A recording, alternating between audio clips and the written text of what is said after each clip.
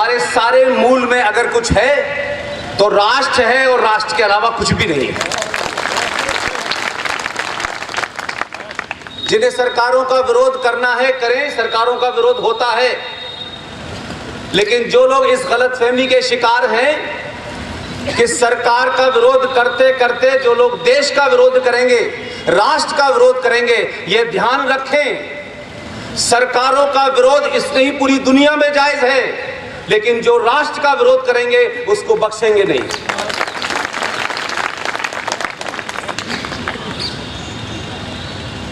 हमने बहुत सारी गलतियां की हैं, हमारे पूर्वजों ने की हैं, सत्ता पे बैठने के लिए की हैं। बहुत सारे गलत नारे, बहुत सारे गलत नैरेटिव इस देश में स्थापित कर दिए गए हैं।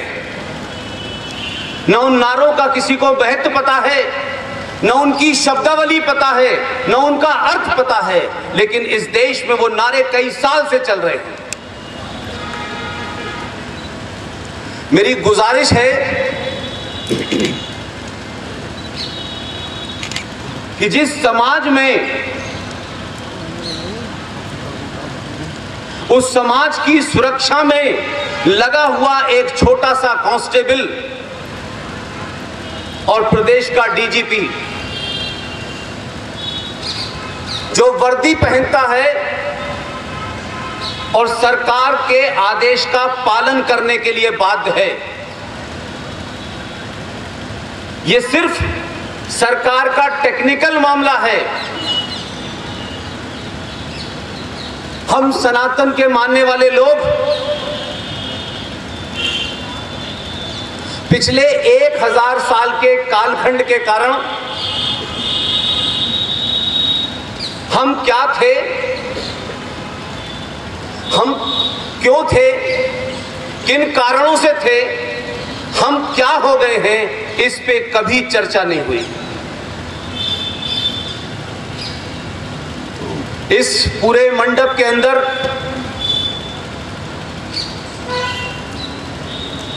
बात छोटी सी है, लेकिन उसका अर्थ बहुत गहरा है।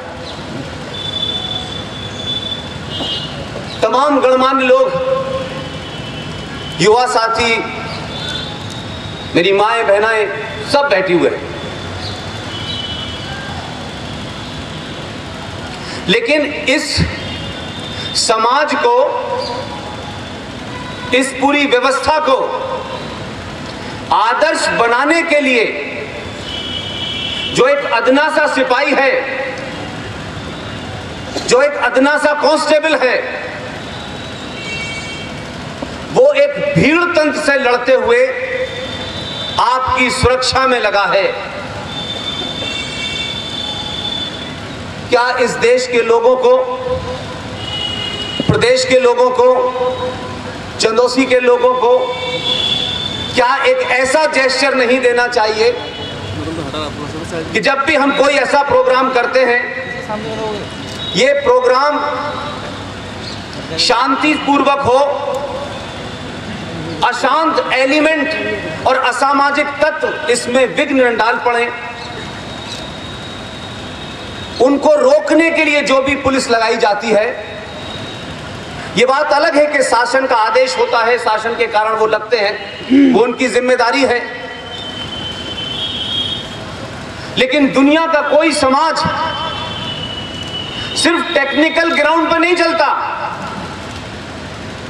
समाज में रहने वाला, किसी भी पद पर बैठने वाले को जब तक वो बराबरी की हैसियत नहीं देता, समाज के अंदर भीड़ तंत्र कानून को तोड़ देती है। ये जितने पुलिस वाले खड़े हैं,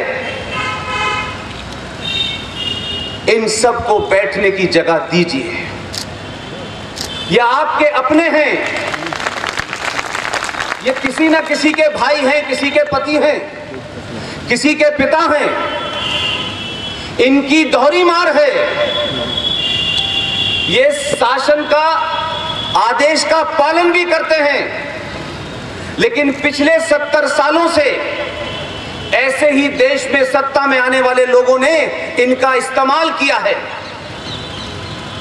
आप दंगाइयों को, जो इस देश की रेलों और बसों में आग लगाने वाले लोगों को, जब ये उन्हें रोकते हैं तो ना तो सत्ता इनको लाठी चार्ज का ऑर्डर देती है, न गोली चलाने का ऑर्डर देती है, और इस देश में एक ऐसा माहौल बनाया जाता है कि कश्मीर में भारत की सेना के आदमी को लोग पीटते हैं, बिहार में बिहार मिलिट्री पुलिस को पीटते हैं, दिल्ली में पुलिस को दौड़ा दौड़ा के मारते हैं, उत्तर प्रदेश में भी ये सीन बहुत देखे आपने।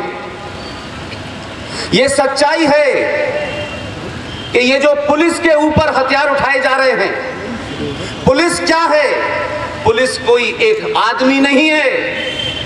इस देश की सेना, इस देश की पुलिस, इस देश की प्रभुसत्ता का हिस्सा है। जो पुलिस पे आग लगाने के चला रहे हैं, जो एसिड डाल रहे हैं, जो गोली चला रहे हैं, वो भारत की प्रभुसत्ता पे हमला कर रहे हैं। उनके साथ वही सुलूक होना चाहिए जो गद्दारों के साथ होता है, जो सीमा पार से आने वाले आतंकवादियों के साथ होता है। इस देश की प्रभुसत्ता को खतरा विदेशों से नहीं है, इस देश की प्रभुसत्ता को खतरा इस देश में करोड़ों गद्दारों से है। अगर उन गद्दारों को सबक सिखाने के लिए सत्ताएं पुलिस का इस्तेमाल करती हैं और अपनी राजनीतिक वोट बैंक के लिए उनको कोई आदेश नहीं देती, तो इस समाज को इनका सम्मान करना चाहिए। ये कोई छोटा मोटा मामला नहीं है। ये सत्ता नहीं बदली है 70 साल में। ये 70 साल के अंदर जो आप पिछले कई सालों से देख रहे थे, राजनीतिक दल आते थे, सत्ता में बैठते थे, अलग अलग एजेंडे होते थे। किसी को कश्मीर में गोली चलाने का आदेश नहीं दिया जाएगा, वही कश्मीरी भारत के सेना को मार देगा। और कमाल इस देश में क्या है कि जो फौज का आदमी मर गया, जिसको भारत के इस्लामिक आतंकवादी ने मारा, उस फौजी को 2 लाख रुपए भी नहीं मिलते। लेकिन कश्मीर में भारत की सेना के खिलाफ हथियार उठा करके उस आतंकवादी ने सैनिकों को मारा। उस राज्य में, उस राज्य के मुख्यमंत्री ने, उस राज्य की मुख्यमंत्री ने एक योजना निकाली। ये बात मैं बार बार इसलिए कहता हूं कि जिन समस्याओं से ये देश, ये राष्ट्र आज दो चार हो रहा है, उसके पीछे की जड़ में जब तक नहीं जाएंगे आपको समझ नहीं आएगा। हम जड़ नहीं समझना चाहते हैं, हम पत्तों पे पानी लगा करके पेड़ को बड़ा करना चाहते हैं। ऐसे पेड़ कभी बड़े नहीं होते हैं, गिर जाते हैं।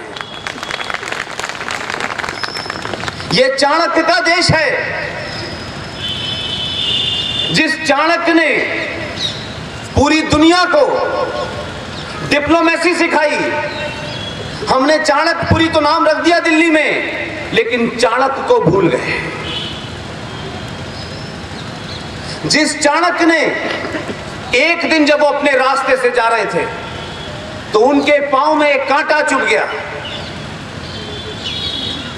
चाणक्य ने उस कांटे को अपने पैर से निकाला और उस दिन के सारे दिन के प्रोग्राम उन्होंने कैंसिल कर दिए और उस कांटे को लेके पीछे रास्ते से लौटे, जितना रास्ता उन्होंने अपने घर से तय किया था। और किसी को नहीं बताया कि क्यों वापस घर आ गए। वो पूरे रास्ते वो ये देखते रहे कि ये कांटा जो है ये पैदा कहां हुआ था। तो उनको अपने रास्ते के 3-4 मीटर दूर एक पेड़ नजर आया। उस पेड़ को जाके पास से देखा और पता चला कि कांटा उसी पेड़ में पैदा होता है।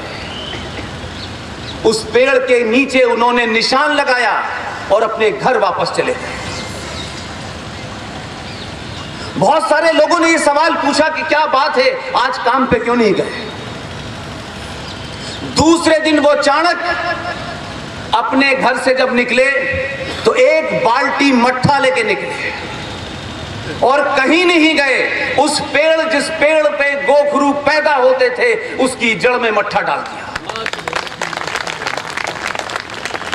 अगर हमने चाणक्य को पढ़ा होता तो आज 70 सालों में ये जो गद्दार सड़कों पे घूम रहे हैं, ये बसों में आग लगा रहे हैं, ये ट्रेनों में आग लगा रहे हैं, दिल्ली में नारा लग रहा है, और दिल्ली में जो नारा लग रहा है वो क्या है?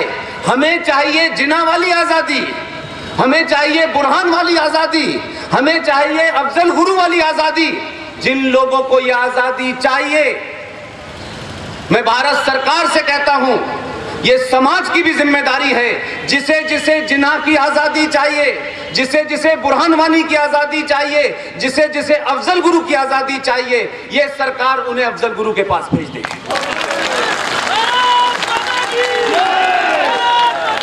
हमने 70 सालों में जिस तरीके का संविधान बनाया, जिस तरीके से सत्ता पे पहुंचने का रास्ता बनाया, जो झूठ और कुकर्म और फ्रॉड हमने किए, ये आज उसका नतीजा है कि 2019 में 2020 में ये भारत 1947 के हालात में खड़ा हुआ है। जो लोग ये मानते हैं कि समस्या बहुत छोटी सी है, कि इस देश के मुसलमान को ये समझ नहीं आ रहा कि ये सिटीजन अमेंडमेंट एक्ट क्या है, जो ये कह रहा है वो भी बहुत बड़ा मक्कार है।